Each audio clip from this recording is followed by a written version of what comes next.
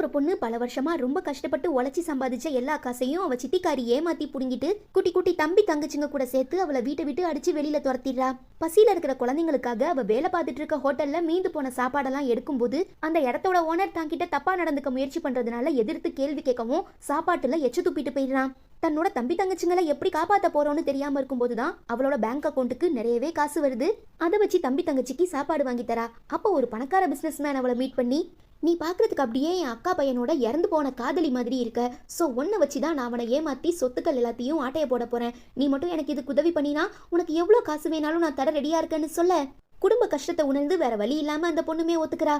3 வருஷத்துக்கு முன்ன நடந்த ஒரு பெரிய விபத்துல தன்னோட உயிர் காதலியை இழந்தது மட்டும் இல்லாம நடக்க முடியாம போய் இப்ப வீல் சேர்ல உட்கார்ந்துருக்க அந்த பணக்கார பையன் ஒரு நாள் எதிர்ச்சியா அந்த பொண்ணை பார்த்துட்டு ரொம்பவே அதிர்ச்சி ஆகிடுறான். இந்த வாய்ப்பை மிஸ் பண்ணிடக்கூடாதுன்னு அந்த பொண்ணுமே இவன் கிட்ட பேச்சு கொடுக்குறா.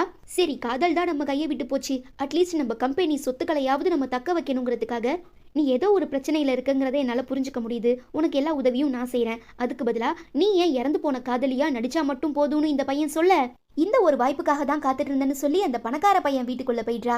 ஆனா 3 வருஷத்துக்கு முன்ன ஆக்சிடென்ட்ல இறந்து போன ஒரு பொண்ணு எப்படி திரும்ப வர முடியும்னு சொல்லி யாருமே அவளை நம்ப மாட்டாங்க. நீங்க இவளை நம்பினா மட்டும்தான் உங்க எல்லாருக்குமே நான் கம்பெனில வர ப்ராஃபிட்டை தருவேன், இல்ல எல்லாரோட கான்ட்ராக்டையும் கேன்சல் பண்ணிடுவேன்னு இந்த பணக்கார பையன் மிரட்டுறதுனால வேற வழி இல்லாம எல்லாருமே இறந்து போன அந்த பணக்கார வீட்டு பொண்ணுன்னு நம்பிடுறாங்க. எங்க இவ தன்னை ஏமாத்திடுவாளோங்கிற பயத்துல அந்த பிசினஸ்மேன் கடத்தி வச்சிருக்க அவளோட தம்பியையும் தங்கச்சியும் பயங்கரமா சித்திரவதை பண்ண ஆரம்பிச்சிடுறான். தாங்கிக்க முடியாத அந்த ஏழை வீட்டு பொண்ணு தன்னோட எல்லா கஷ்டங்களையும் பணக்கார பையன் கிட்ட சொல்லி உதவி கேட்கறதுனால நாம ஒருத்தர் இன்னொருத்தருக்கு விசுவாசமா இருந்து 2 பேரோட பிரச்சனைகளையும் தீர்த்துக்கலாம்னு சொல்லி 2 பேரும் ஒரு முடிவுக்கு வந்ததுக்கு அப்புறம் ஒரு பெரிய பிசினஸ் மீட்டிங்க்கு அழைச்சிட்டு போறான். அங்க இந்த பொண்ணு நிஜமாவே ஒரு பணக்கார பொண்ணா மாறி ரொம்பவே அழகா டீடைலா எக்ஸ்பிளைன் பண்றதை பார்த்து எல்லாருமே ரொம்ப பிரமிச்சு போயிடுறாங்க.